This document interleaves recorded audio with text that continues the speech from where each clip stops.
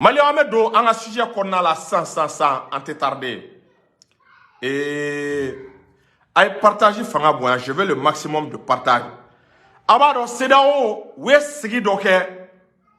Bolmo, ce qui est don jumena, à Kera le 19, est-ce qu'il y a famou? À Kera le 19 décembre. Noé, le 19 décembre 2022. Ce qui est il va y avoir Guinée-Bissau. Oui, recommandation d'eau de ke, amena ndado a recommandation nuna, kabako uba kono, en même temps, ibae, uka ni zena sigi quoi. C'est là où texte la yoro, na jamana mi siswa, o jamana date do aga kolare. C'est là où kale Mali siswa nga Burkina siswa nga Guinée siswa, comme kuka réunion nata dobe, comme Mali ni Guinée ni Burkina sega dado ola. Parce que ko réunion ko bena boli sécurité ka janfa bena damne dondono ma décortiquer partager augmenter. Est-ce que vous voyez? Donc c'est là où sigi là où comment il faut ay comment la meka ya est-ce qu'il y a comme ko c'est là où chef d'état major ko lu fara la yonga. Donc ou fara la yonga est-ce qu'il y a comme ko ka ferret ko ka opération kele bolo bado wili est-ce qu'il y a comme ko kele bolo mi ko na basi bena ke ay comment la meka ya de ko kelebolo mi ko na basi bena ke ko ka ordre ineto weto bukan sari weto bukan masquer quoi meto bukan kala ko force une basi bena ke ko la restauration de l'ordre constitutionnel est-ce qu'il y a famu ko la restauration de l'ordre constitutionnel au koroy mune we kuma de force bukan ka a manu ka tien ko me ko na force do sigi ko ka coup d'état kela o kele ko coup d'état ko jamana o jamana e coup d'état ke ko seda o bena force do sigi ko ka coup d'état kela o kele c'est-à-dire ko kera yele ko an ga continuer ko bena coup d'état kela o kele ko force do bena wili ko bena coup d'état kela o kele a la mere abena ye ugani force janfa flaba kono ma janfa be da keneka mais Mali visile men ko ina ay ko la metune ko seda o bena anyini est-ce qu'il y a famu seda o ko ka mo la donner ala ko ka coup d'état kele ko ka force dobla ko ka coup d'état kele ka baraka kele ko ne force sigi ki be coup d'état kele ka baraka kele ka bara ka be fere chaman demander avec technique chaman demander est-ce qu'il y a vous ko surtout ko ni coup d'état kera ko na jara population ay kuma la meka ya de ko ka fanga bolo do wuli ko ka coup d'état kele ka a baraka kele ko jugun ko surtout ko ni coup d'état kera ko ni jamana denw ko n'olu tugura coup d'état kɛlaw ko be bara gɛlɛya ko donc ko force in ka bara k'a ma nɔgɔn ko surtout an bɛ wagati min kɔnɔna la ko ni coup d'état diyara jamana ye jamanadenw population mana bɔ ka coup d'état applaudi ka coup d'état apprécier CEDEAO ko k'ale ka intervention k'a ka gɛlɛ la mais o kɔrɔ tɛ k'u tɛ intervention kɛ dɛ est-ce que i y'a faamu o de sen fɛ i b'a ye bila côté a fɔra ko CEDEAO bɛ fɛ ka na Mali déstabiliser a dara la u ka nin passage in na u y'a sɛbɛn ko ka force bila ka coup d'état kɛlaw kɛlɛ ko mais u tilala ka a reconi ko ni ko i bɛ coup d'état kɛlɛ ko ni jamanadenw ye coup d'état soutenir k'a kɛlɛ man di dɛ ko fo ka fɛɛrɛ ni technique ni stratégie de bonya i ɲɛ b'a la CEDEAO ka nin fɛɛrɛ bi an bɛ wagati min na o coup d'état minnu bɛ ka kɛ o munna CEDEAO tɛ ka se ka janfa kɛ a coup d'état la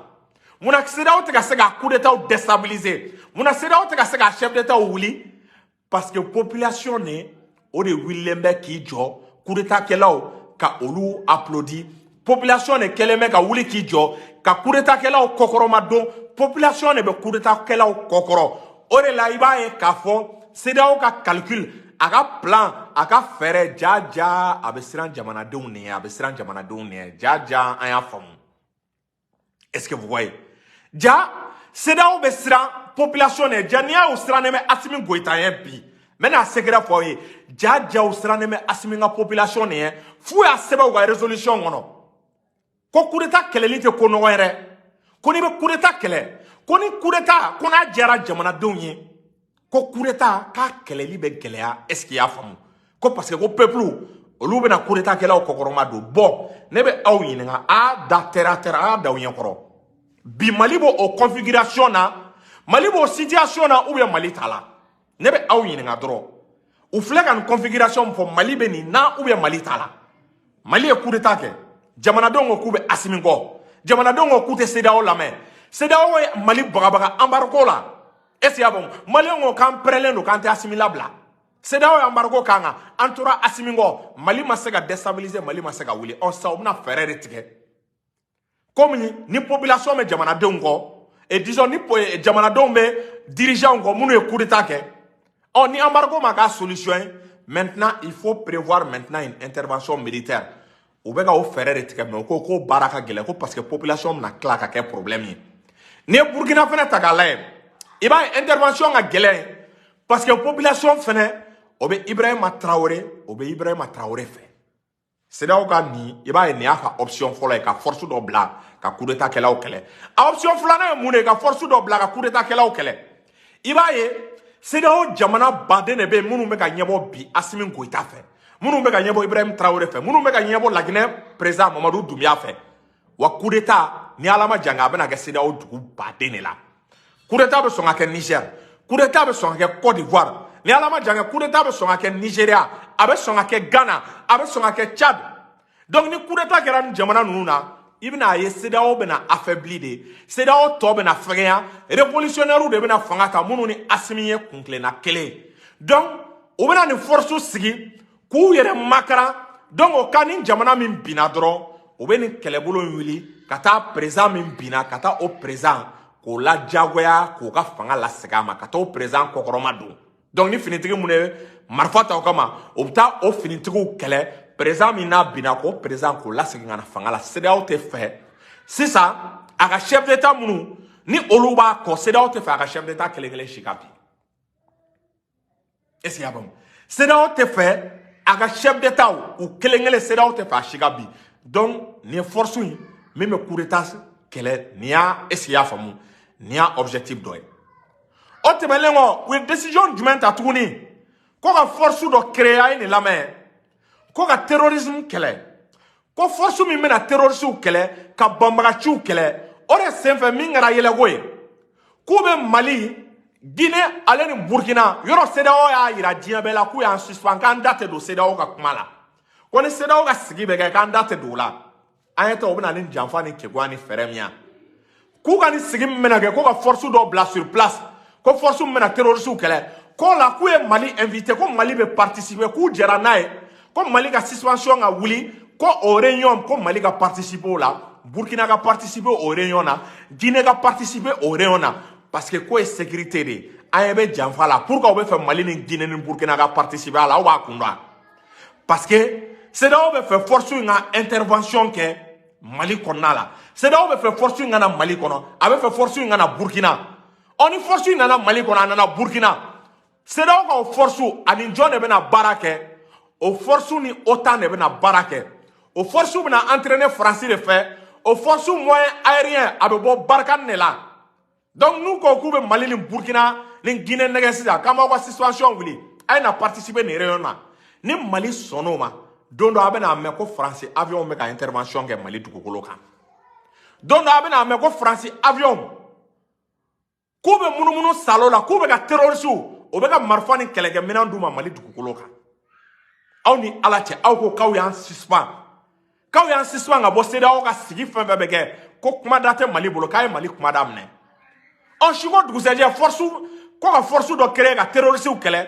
aw ko Mali ka participer o la ça veut dire que CEDEAO bɛ ka force min sigi force min bɛ fɛ ka na intervention kɛ Mali la o ye fɔlɔ ye wa force n'a nana intervention na Mali la ni Maliens ko sisan Assimi ko continuer n'a ye élection tɛ kɛ ou bien Maliens mana fɔ ko Assimi y'u ka candidat ye CEDEAO b'o force kelen kɛ ka Assimi kɛlɛ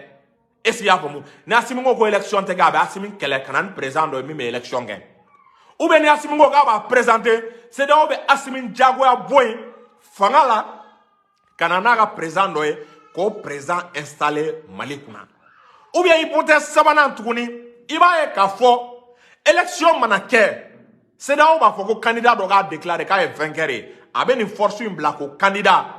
ka o sécuriser o k'a fɔ k'a gagné côté dɔ la Assimi b'a fɔ k'a gagné donc Mali bɛ tila fila ye i n'a fɔ Alassane ni Gbagbo Côte d'Ivoire wagati jamana kun tilala fila ye côté dɔ bɛ Alassane bolo côté dɔ bɛ Gbagbo bolo an ɲɛ bɛ piège ni janfa baden de bɛ CEDEAO kan nin fɛn in kɔnɔna la o de la fɛn jumɛn de tora maliyɛnw ye fɛn jumɛn de tora an ye an k'an yɛrɛ retirer ka bɔ CEDEAO la Assimi ka lettre de retrait k'a rédiger an bɛ wagati min na k'a demander ko Mali bɛ bɔ CEDEAO la ko parce que ko CEDEAO ka position ma clarifier k'u bɛ ka nin force min sigi force anti coup d'état Mali k'a demander k'ale t'i yɛrɛ y'a kɔnɔ Mali k'a demander ko CEDEAO ka force sigi force min bɛ troisième mandat kɛlɛ Mali k'a demander ko CEDEAO ka force dɔ sigi force économique a ka sarasiw bila u ka taa sɛnɛ kɛ est-ce que y'a faamu u ka dugukoloba dɔ ɲini jamanaw kɔnɔna la CEDEAO jamanaw kɔnɔna la o force in ka taa sɛnɛ kɛ yanni a k'a fɔ k'a bɛna kɛlɛ kɛ CEDEAO kan ka force économique dɔ de bila sur place force économique min a bɛ sɛnɛ kɛ CEDEAO jamanaw la force économique min a bɛ baara kɛ dun ka fa ka sabati CEDEAO jamanaw la force économique min a bɛ fɛɛrɛ kɛ kɛnɛya ka sabati CEDEAO jamanaw kɔnɔna la Mali k'a demander ko CEDEAO ka o bila sur place ko sinon ko force d'intervention pour lutter contre les terroristes ani force anti coup d'état Mali k'a yira k'a t'i yɛrɛ y'a kɔnɔ kabini sisan Mali k'i ka position clarifier Mali k'i ka position clarifier an kana taa réunion foyi la a réunion si t'an intéressé a réunion si an mago t'a la a réunion si a nafa tɛ s'a ma chaque jour Mali bɛ ka to CEDEAO la chaque jour janfa de bɛ ka labɛn an kama an yɛrɛ sigilen parce que n'an bɔra CEDEAO la sa an bɛ frontière fermée ani CEDEAO jamanaw cɛ n'i y'a mɛn minɛn bɛ don n'i y'a mɛn a bɛ janfa sigi frontière de b'an n'an cɛ n'an ye frontière fermée bi l'axe Mali Burkina Guinée o bɛ ka former Guinée ka port la an mago n'an ka besoin a bɛɛ bɛ ɲa Guinée ka port la en même temps Mauritanie fana ka port b'an ka bila la Mauritaniens y'a yira an na k'an bɛ se k'an jigi da an bɛ se ka compter olu ka port kan an bɛ se ka taa yen an b'an ka monnaie créer ka bɔ CFA la n'an ma nin kɛ dans les jours à venir ni ko min ye Mali sɔrɔ an kɔni anw y'an ta fɔ an dan ye fɔli ye an bɛ Assimi ko an b'a soutenir mais a kan ka direction min ta an b'a fɔ a ye c'est à lui Assimi bɛ place min na n'i ye ne bila a la fo bi m'a to an bɔra CEDEAO la n'Ala cɛ ko tɔ ye volonté politique de ye ani dusu est-ce que y'a faamu sinon ko bɛɛ filɛ nin ye an ɲɛkɔrɔ o bɛ fɛ ka janfa min kɛ o tɛmɛlen Mali armée fɛnɛ ye baaraba dɔ kɛ démonstration de force dɔ an ka dugumamɔgɔw an sɔngɔ mara la e cɛ armée malienne tagamara terroriste kan armée malienne ye terroriste daji armée malienne ye terroriste jɛnjɛ armée malienne ye terroriste yɛrɛkɛ an sɔngɔ mara la terroriste de y'a essayer ka regroupement kɛ a b'u kɔnɔ fɛn min a bɛ terroriste kun kɔnɔ ko Mali avion ka jan yen yɔrɔ la an sɔngɔ mara la quoi ko Mali avion ka jan yen quoi donc u kun bɛ regroupement de la k'u bɛ taa armée malienne attaquer armée malienne de bɔr'u kalama avec les services de renseignement armée de filɛ ka offensive dɔ mener offensive senfɛ armée ko an ka aviation ma u ko an ka avion ma k'aw k'aw sen bɔ nin kɛlɛ la ko avion kana na nin kɛlɛ la ko nin kɛlɛ in k'anw kelen bɛ nin ban ko bi maliyɛnw bɛna dɔn armée de terre b'u bolo maliyɛnw bɛna dɔn ko dugumaminɛn b'u bolo maliyɛnw bɛna dɔn ko artillerie b'u bolo maliyɛnw bɛna dɔn k'u ka duguma kɛlɛkɛlaw ko dangalaw de don ko cɛ t'u ka duguma kɛlɛ la o de senfɛ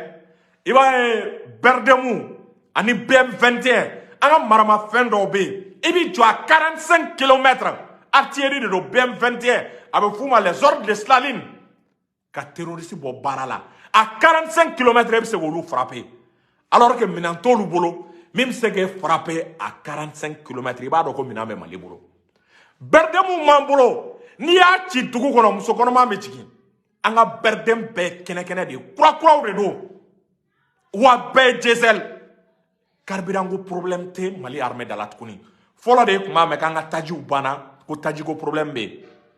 kabini Sadio Kamara ni Assimi nana i ma deli ka taji ko problème ye Mali armée la donc o de senfɛ ne bɛ min fɔ a ye maliyɛnw n'a bɛ da ka armée la a ye da ka armée la n'a bɛ tugu a ka armée kɔ a ye tugu armée kɔrɔ ye cɛn tɛ n dogo la cɛw déterminé don ko kabako ani cɛw bɛ ɲɔgɔn sɔrɔ i tɛ sari i mana bɔ Bamakɔ da fɛ dɔrɔn ni n'an ka cɛw bɛ bɛn i bɛ minɛn dɔw bolo quoi i n'an ka cɛw mana bɛn à chaque fois Segu sira kan ou bien i n'an ka cɛw mana bɛn Kayi sira kan u ka escorte bɛɛ i b'a sɔrɔ a dɔgɔyalen blindé 5 ɲɔgɔn b'u ka escorte la blindé 5 b'u ka convoi la o de la an sɔngɔ mara la an ka BM21 bɛ ka tasuma de wuli ka tasuma wuli kɔngɔ kɔnɔla kɛra est-ce que i y'a faamu i b'a fɔ ko yelen de bɛ kɔngɔ kɔnɔ tellement que avec des précisions. Moi, artillerie, nous avons tir ka bisari, nous avons tir calculé, distance de tir, nous avons calculé ka degré mima, ka kilométrage calculé, ka missile filan ou ta la jè. Et bien, missile beta bi terroriste de tout là. On est fait armée minant baden et récupéré. L'armée malienne a récupéré beaucoup de véhicules de guerre. Ou de là qu'à attaquer Indeliman. En armée malienne tara au minant fena récupéré. Armée malienne tara Indeliman. Ou yanga minant do minant armée malienne y au récupéré mais au Caribé ka tani là. Sinon kabri Assimi nana, Sadio Kamara nana, Shogal nana. Nous clé terrorisme matananga minant clé. Or l'armée malienne tient dongo do be exploit de là, ou be progrès de là. Oh armée mi ni atagalaye. G5 Sahel de sera baramina Mali armée à barake. G5 Sahel de sera baramina Mali armée à barake. Est-ce qu'on m'a cédé au force là?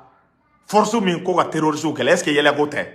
Ah oui G5 Sahel be ah yana. Au kera ah yana de sera G5 Sahel la marché. G5 Sahel kelen me baramina Mali kelen ko barake. Am go be force du mena. En ala cha me risu to gam tatu ko cédé au ma tanga de bangwa.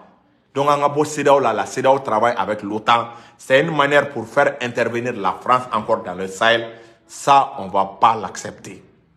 On a chancé la France. On peut plus permettre à la France encore de retourner, de revenir au Mali. Est-ce que vous voyez, sous le prétexte d'une force d'intervention ou bien de quoi là, pour lutter contre les terroristes. Donc, Maliens,